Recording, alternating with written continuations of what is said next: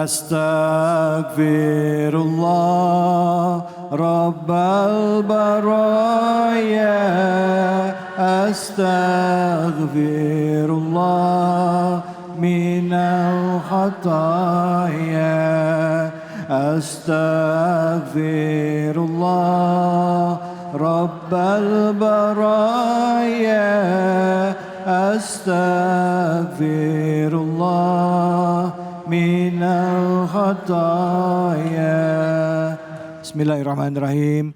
Ibu-ibu, bapak-bapak, pemirsa ini dimanapun saja Anda berada. Tadi kita sudah sama-sama mendengarkan pertanyaan dari jamaah yang ada di Masjid Jami Harapan Jaya Bekasi Utara. Ngomong-ngomong Harapan Jaya, saya selalu ingat sama Ustadz Abdul Kafi. Ya, karena betul. beliau ordal, orang dalam. Masya Allah. Akamsi. Ya, betul, karena memang kita satu kelurahan nih. Satu kelurahan ya? Rumah dekat sini Ustadz? Dekat banget. Oh gitu ya? Dan memang masjid ini juga saya pernah khotib di sini, ngisi kajian juga. Oh Masya Allah, memang warga sini ya. Nah tentu ini jadi harapan kita semua ya, bahwa setiap masjid, setiap tempat ibadah, juga di tempat-tempat itu juga ada ulama-ulamanya. Tapi banyak juga loh saudara-saudara kita kaum muslimin yang ada di daerah pedalaman, di daerah pelosok, yang mereka juga butuh dai-dai untuk bisa memberikan ilmu-ilmunya kepada mereka semua. Supaya apa? Supaya tentang Islam ini bisa terus ada regenerasi, bisa mereka faham. Jadi bukan cuma jadi umat Islam katanya Bu. Umat Islam katanya, tapi nggak ngerti apa itu Islam. Nah, tanggung jawab kita semua. Baik, kembali lagi di Cahaya Hati Indonesia dan saya akan berikan kesempatan sama semuanya untuk bertanya. Tapi sebelumnya kita akan buka dulu jalur sosmed nih buat pemirsa Ainis yang ada di rumah. Silahkan kirimkan pertanyaannya melalui sosmed, kita akan coba bacakan. Ini sudah ada nih yang kirim, kita lihat apa pertanyaannya. Oh ini dia. Ustadz boleh nggak sih marah dengan tetangga yang nggak tahu terima kasih? Padahal udah dibantuin waktu dia susah. Sekarang malah ngomongin aku di belakang. Lupa ya dia siapa yang dulu ngasih uang dan makanan. Waduh. Sama seremnya ini. Silakan Pak Dr. Ilmi, silakan Fadl. Masya Allah, ini curcol nih mama nih. Nanya pengalaman dia ini katanya. Kata Rasulullah SAW, "Man kana yu'minu billahi wal yawmil akhir fala yu'dhi jarah." Barang siapa beriman kepada Allah dan hari akhir maka dia tidak ngomel sama tetangganya. Nggak nyakitin tetangganya. Ustaz tapi kan dia. Nah gitu kan. Nah udah Bu, ibu ngasih. Ini kan kita sunnah Rasul katanya kalau masak banyakin kuahnya gitu ya. Sedekah kuah lah gitu ya. Ya pelit banget namanya. Besok kalau masak semur sama dagingnya juga jangan kuah doang. Ya minimal kita bagi-bagi deh. Wah dibagi begitu nggak terima kasih gitu kan. Nah itu tadi kembali tadi. Karena ibu mengharapkan terima kasih dari dia. Mengharapkan penilaian dari dia. Makanya ketika dia balas ngomel atau apa, ibu jadi tersakiti. Nggak tahu terima kasih. Bu, kata-kata nggak tahu terima kasih itu adalah bagi orang yang tidak ikhlas beramal. Dasar anak nggak tahu diuntung. Dasar anak nggak tahu terima kasih. Bu, nanti ibu hilang semua amalnya. Ikhlas saja. Kita ini beramal bukan karena ingin mendapatkan ucapan terima kasih, Bu. Ingat ya, Bapak Ibu beramal bukan karena pengen diterima kasihin orang. Dipuji sebagai dermawan, tetangga yang baik. Bukan Bu. Atau ingin dibalas kebaikan. Ingin dibalas apalagi. Enggak. Jangan hilangkan. Beramal Bu seperti buang sampah aja udah. Jangan diingat-ingat lagi. Responnya gimana terserah. Saya beramal bukan untuk mendapatkan respon manusia. Tapi responnya Allah Subhanahu Wa Taala. Maka ibu sih biasa aja. Ya, dia ngomel gimana? Udah diemin aja. Jangan samanya kalau ibu nyap-nyap juga. Ya apa bedanya sama dia? Ya, jadilah tetangga yang tetap baik walaupun dia nggak baik. Sampai nanti dia malu sendiri. Begitu. Gitu Ustadz ya. Iya. Tapi kalau misalnya udah kita ajak ngomong baik-baik, tetangganya bikin pegel hati gimana Ustadz? Misalnya hobi naruh mobil di depan. Itu lagi rame tuh ya, tetangga disiram, gitu, Iya. sampai di penjara, tapi tetap digituin lagi. Itu Bu, sebenarnya Allah sedang sayang sama ibu, pengen menjadikan tetangga ibu sebagai ladang amal. Suami ibu nggak nguji ibu, anak ibu nggak nguji tetangga ya nggak, gitu. Ya, itu ibu sabar aja. Satu flat gitu, rumah susun lah ya. Ya. Nah, ini ternyata di lantai 2 itu si orang kafir itu bocor Bu lubang kotorannya, ya WC-nya. Bocornya jatuhnya ke kamar Imam Hasan Al-Basri. Tapi dia diem aja nggak pernah komentar. Diem aja udah. Cuma ditadangin pakai ember Bu. Gitu. Tetap dia berlaku baik, tetap berkunjung, ngasih makan segala macam. Suatu ketika Imam Hasan al-Basri lama nggak kelihatan. Si orang kafir itu, nih imam kemana kok nggak pernah ngunjungin lagi. Oh ternyata dia sakit. Akhirnya si orang kafir tadi berkunjung ke kamar Imam Hasan al-Basri. Berkunjung, imam kenapa sakit segala macam. Dan dia melihat ada ember penuh dengan kotoran. Jatuh tetesannya dari pas atasnya kamar dia kan. Imam ini bukan dari kamar saya. Betul. Kenapa nggak bilang? Sudah berapa lama ini? Sudah berlangsung selama 20 tahun. Dan dia nggak pernah menyampaikan itu. Kenapa nggak ngomong? Aku tidak mau menyakiti tetanggaku.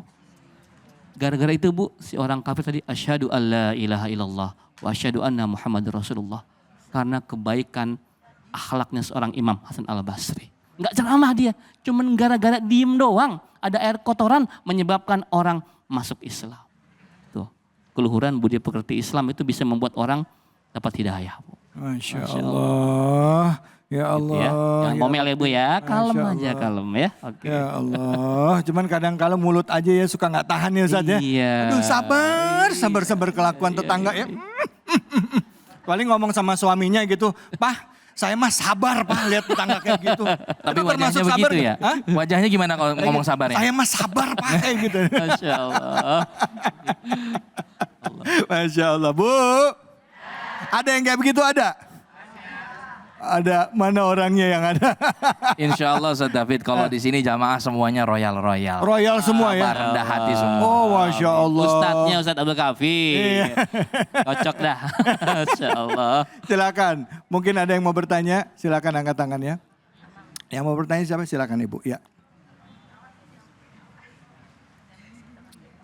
Bismillahirrahmanirrahim. Assalamualaikum warahmatullahi wabarakatuh. Waalaikumsalam warahmatullahi wabarakatuh. Saya Endang dari Al-Ummahat Harapan Jaya, kajian hari Senin. Ustadz, apakah orang sombong itu bisa terjangkit ain? Ya, dan bagaimana kita percaya diri saat saudara kita meremehkan kita atau merendahkan kita? Oh, oke. Gitu. Ya, Waalaikumsalam warahmatullahi. Makasih banyak Ibu. Ada 2 pertanyaan, apakah orang sombong bisa kena penyakit ain? Terus kedua, gimana apa yang harus kita lakukan jika ada saudara kita merendahkan kita atau meremehkan kita? Apa yang harus kita lakukan? Silakan Ustaz. Iya baik, ini Masya Allah ya pertanyaannya luar biasa ya. Mudah-mudahan waktunya cukup nih.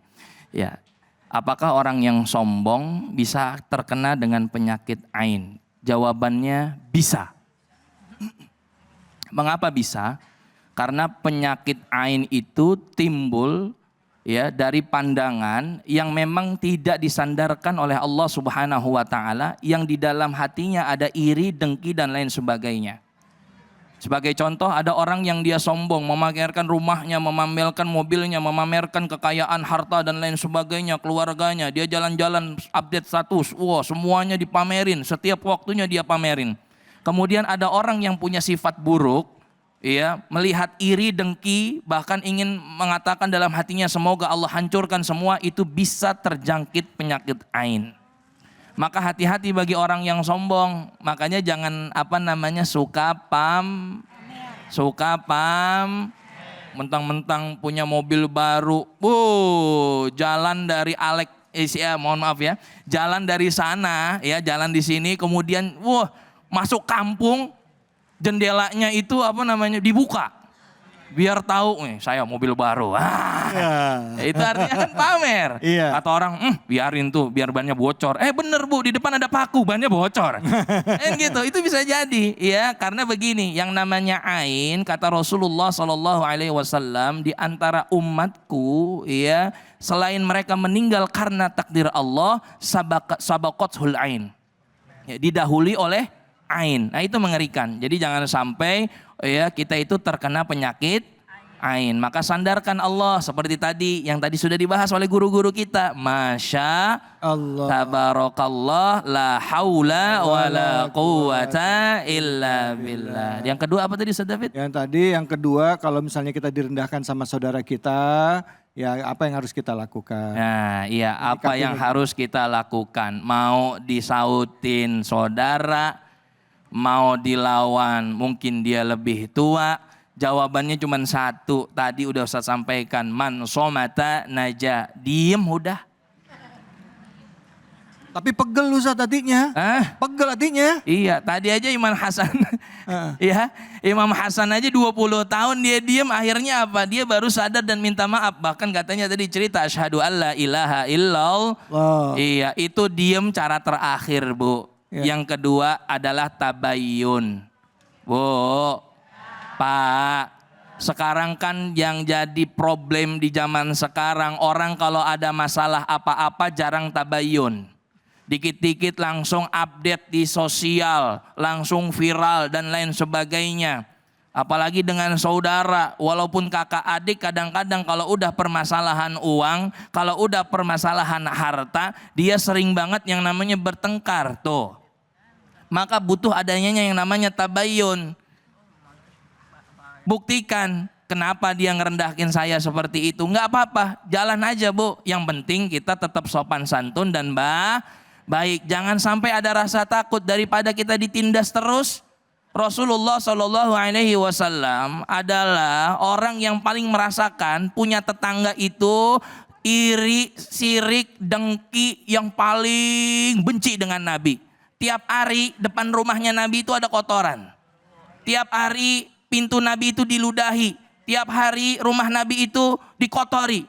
Oleh siapa? Umayyah bin Khalaf, Ubay bin Uqbah bin Abi Mu'id dan seterusnya. Banyak tuh ya. Ubay bin Khalaf, Umayyah bin Khalaf dan lain sebagainya itu saudara tuh ya. Itu semua kerjaannya itu hina, caci Nabi, kemudian juga bahkan ingin membunuh Rasulullah Sallallahu Alaihi Wasallam. Namun apa? Nabi tetap sabar. Maka intinya emang sabar udah. Walaupun memang hati kita nih pengen banget ya. Kalau bukan kakak, udah saya telan. Kan begitu.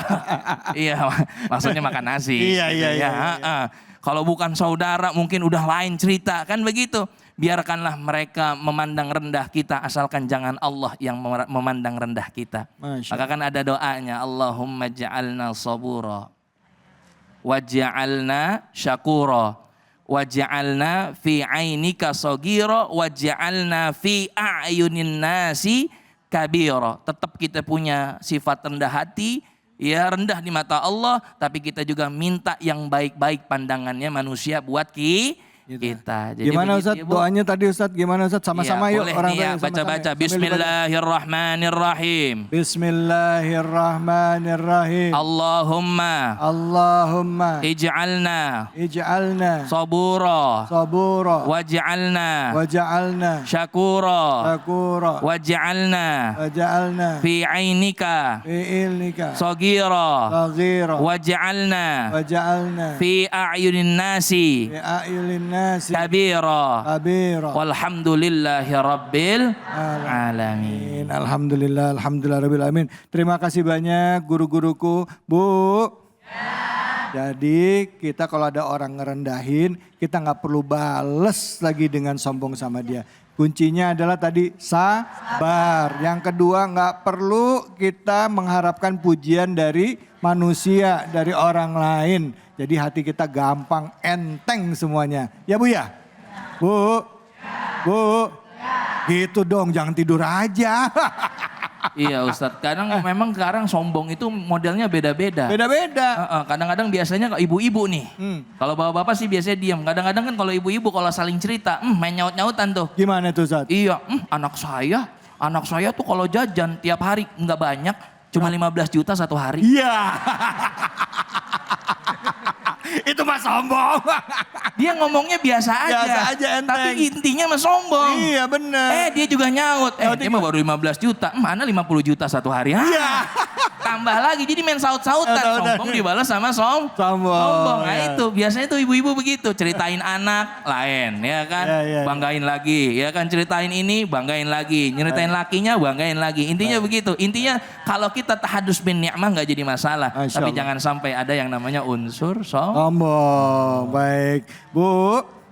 Kita habis ini akan belajar ngaji sama guru kita Kiai Munawir Ngacir. Dan yang jelas kita banyak-banyak istighfar ya. Kita mohon ampunan pada Allah kalau ada setitik rasa sombong dalam hati kita. Sama-sama kita beristighfar. Astagfirullah Rabbal baraya.